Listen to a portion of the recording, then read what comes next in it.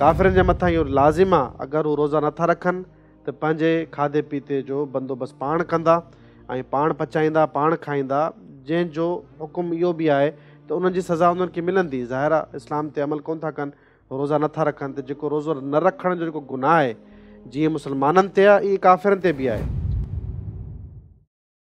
ग़ैर मुस्लमाननि जे लाइ या मुस्लमाननि जे लाइ अल्लाह तबारक व तआला जेको दीन पसंदि कयो आहे उहो इस्लाम आहे। इन दीन इंदल्लाहिल इस्लाम। ऐं ॿियो को बि दीन अल्लाह तबारक व तआला खे क़ाबिल क़बूल न आहे। ऐं दीन जेको आहे उहो इंसान जी मुकमल ज़िंदगी गुज़ारण जो हिकिड़ो तरीक़ो आहे, जंहिंमें अल्लाह तबारक व तआला कुझु इबादतूं रखियूं आहिनि, जंहिंमें नमाज़ आहे, रोज़ो आहे, ज़कात आहे।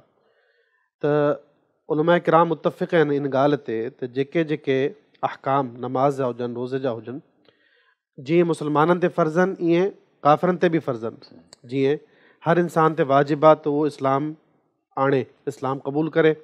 काफ़िरनि ते बि इहो वाजिबु आहे ऐं जंहिंजी जेको इनकार कंदो उहो पोइ जहन्नुम में वेंदो।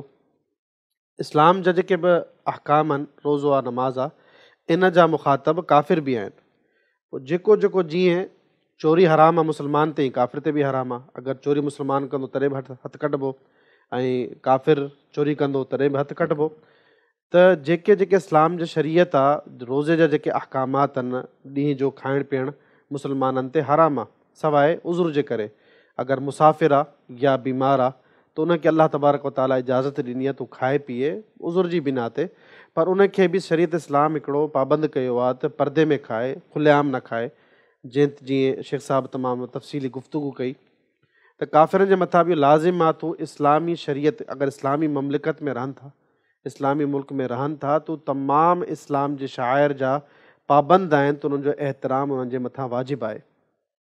जीअं शराब इस्लाम में हराम आहे, त छा ममलिकत इस्लामिया में शराब ग़ैर मुस्लिमनि खे खपाइणु जाइज़ आहे? नाजाइज़ आहे, हराम आहे। तीअं मुस्लमाननि खे अगरि मना कयो वियो आहे त ॾींहं जो तव्हां नथा खाए पी सघो, पंहिंजे लाइ मानी नथा ठाहे सघो, पाण नथा खाए सघो। मुस्लमान अगरि रोज़ा नथा रखनि त उन्हनि खे खाराइणु पियाराइणु हराम आहे। त ईअं काफ़िरनि जे लाइ बि इहो ज़रूरी आहे त मुस्लमान इन ॻाल्हि जो ख़ासि करे ख़्यालु कनि त भले उन्हनि जा नौकर या उन्हनि जा कम वारा ग़ैर मुस्लिम आहिनि, त मुस्लमान घटि में घटि उन्हनि खे खाधो पीतो न खाराईंदा।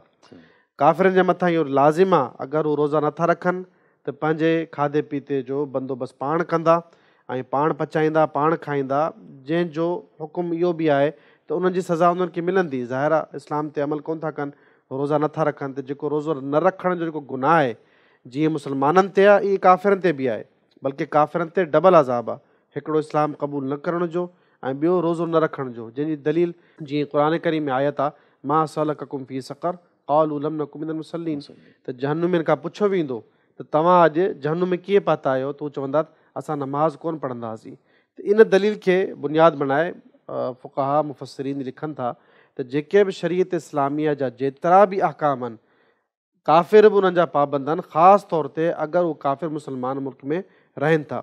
लिहाज़ा इन ॻाल्हि खे बुनियादु बणाए न को मुस्लमान होटल खोले थो सघे, न को का अहिड़ी शइ तयारु करे खपाए थो सघे त ग़ैर मुस्लिमान हिते घणा आहिनि या ग़ैर मुस्लिमनि खे खाधे पीते जी ज़रूरत आहे।